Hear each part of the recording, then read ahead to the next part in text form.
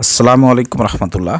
দুই গ্রুপের সংঘর্ষে বিএনপির ইউনিয়ন সভাপতি নিহত। চিন্তা করেন, আগে আমরা দেখতাম আওয়ামী লীগের আমলে ছাত্রলীগ আওয়ামী লীগে মারামারি লাগছে, দুই গ্রুপের সংঘর্ষে নিহত হয়েছে। আজকে যেহেতু আওয়ামী লীগ বাংলাদেশের মাটি থেকে উৎখাত হয়ে গিয়েছে, এখন যেহেতু বিএনপি আছে, জামাত আছে এবং অন্য রাজনৈতিক দল আছে, কারোর মধ্যে কোনো সমস্যা নাই। সমস্যা হচ্ছে শুধুমাত্র বিএনপির মধ্যে। এখানে চিন্তা করে আপনি পারবেন যে দুই গ্রুপের মধ্যে সংঘর্ষে বিএনপির একজন ইউনিয়ন সভাপতি তাকে হত্যা করে ফেলেছে। মানে ক্ষমতার ভাগাভাগি, পদের ভাগাভাগি, আধিপত্যকে বিস্তার করে এরা কত দূর যাইতে পারে, একজন মানুষকে হত্যা করতে এরা দ্বিধাবোধ করে না। তো এরা ক্ষমতা আসলে পারে কী করতে পারে, একটু আপনারা চিন্তা করবেন, ঠিক আছে? কিশোরগঞ্জে তারাইল উপজেলা বিএনপির দুই গ্রুপের সংঘর্ষে একজন বিএনপি নেতা আহত হয়েছেন। এই ঘটনায় আহত হয়েছেন আরও 5 জন। রোববার 12 ডিসেম্বর বেলা 11টার দিকে উপজেলার রাউতি ইউনিয়নের বানাইল বাজারে বিএনপির কাউন্সিল নিয়ে এই সংঘর্ষের ঘটনা ঘটে। নিহত নেতার নাম আব্দুল হান্নান রতন, তিনি রাউতি ইউনিয়ন বিএনপির সভাপতি। পুলিশ জানায়, শনিবার রাউতি ইউনিয়ন বিএনপি সম্মেলনের মাধ্যমে নতুন কমিটি গঠন করা হয়। সভাপতি নির্বাচিত হন গিয়াসউদ্দিন, কিন্তু ইউনিয়ন বিএনপির সাবেক সভাপতি এই কমিটি মেনে না নিলে দুই পক্ষের মধ্যে তর্কাতর্কি হয়। এই ঘটনার জেরে রোববার সকাল 11টার দিকে দুপক্ষের লোকজন মুখোমুখি সংঘর্ষে লিপ্ত হয়। এতে প্রতিপক্ষের ছুরিকাঘাতে গুরুতর আহত হন ইউনিয়ন বিএনপি সভাপতি আবুল হাসান রতনসহ 5 জন। আহতদের আশঙ্কাজনক অবস্থায় তারাইল উপজেলা স্বাস্থ্য কমপ্লেক্সে নেওয়া হলে কর্তব্যরত ডাক্তার তাকে মৃত ঘোষণা করেন। তারাইল থানার ওসি সোহেল মিয়া কালবেলাকে বিষয়টি নিশ্চিত করে বলেন, এই ঘটনায় এলাকায় উত্তেজনা বিরাজ করছে, ঘটনাস্থলে পুলিশ মোতায়েন করা হয়েছে। আসলে এই যে মেনে নেয় না, কারণ কি জানেন? মেনে নেয় না কারণ হচ্ছে, যে নেতার টাকা আছে, সেই নেতার উপরে যারা আছে বিএনপির, ওদেরকে ম্যানেজ করে টাকা পয়সা দিয়ে, ঘুষ দিয়ে, যাতে সে ওই পদটা পায়। এই জন্য হচ্ছে ধরেন যে আপনার বিএনপির মধ্যে এই সংঘর্ষটা হয়। একজন মেনে নেছে, আগে যে সভাপতি ছিল সে মেনে নেয় না। সে দেখছে যে ওর টাকা পয়সা আছে, ও উপরের লোকদেরকে ম্যানেজ করে ওই পদটা বাঁকায় নিয়ে আইছে। এই জন্য ধরেন যে সে ক্ষিপ্ত হয়ে গেছে এবং সামনাসামনি মুখোমুখি অবস্থানে গিয়ে এই যে ধরেন শেষ পর্যন্ত তার মৃত্যু হয়ে গেল।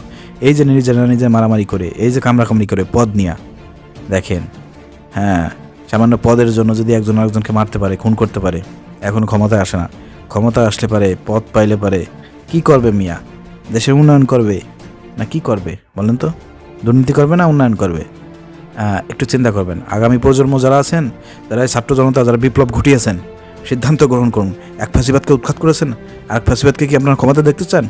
একদল খেয়ে গেছে, আর একদল খাওয়ার জন্য রেডি হয়ে আছে। মিজানুর রহমান আজহারি, জামাতের আমির কি এই কথা এমনি বলে? এই খাওয়ার জন্য যদি রেডিই না থাকবে, তাহলে এই পদ নিয়ে কেন এত মারামারি, পদ নিয়ে কেন ভাগাভাগি? উপর থেকে নির্দেশ দিচ্ছে, উপর থেকে বলছে এ সভাপতি, আপনি কেন মানবেন না? কেন মানবেন না? আরে ভাই, আপনি তার সঙ্গে মারামারি করতে গেলেন কেন?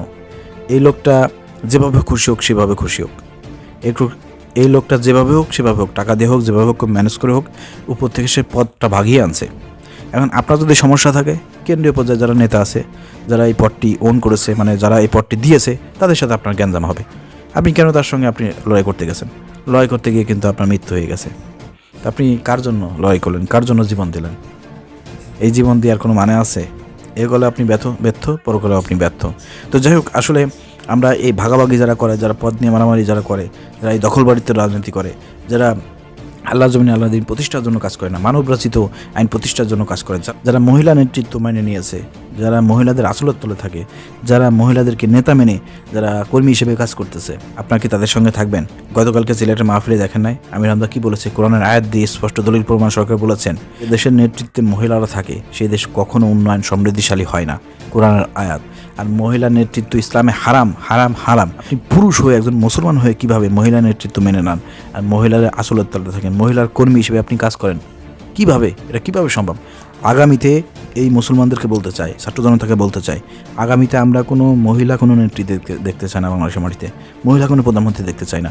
আমরা এমন দলকে সাপোর্ট করব যারা কোরআন দিয়ে দেশ পরিচালনা করবে, কোরআনের কর্মী যারা, কোরআনের খাদেম যারা, যারা রাসূলের আদর্শ ধারণ করে, যাদের আদর্শ চরিত্র রাসূলের মতন, তাদেরকে আমরা ক্ষমতায় দেখতে চাই। অতএব আপনাদেরকে সিদ্ধান্ত গ্রহণ করতে হবে, আপনারা কাদেরকে সাপোর্ট করবেন, কাদেরকে ভোট দেবেন। অতএব আপনারা বি কেয়ারফুল, আপনারা এগুলো দেখেন, চোখ খুলে রাখেন, বিবেক দিয়ে একটু চিন্তা করেন। অনেক দেখছেন, ইসলামকে এবার একটু ক্ষমতা দেওয়ার সুযোগটা আপনারা দেন। আশা করি বুঝতে পেরেছেন। ধন্যবাদ। আসসালামু আলাইকুম রহমতুল্লাহ।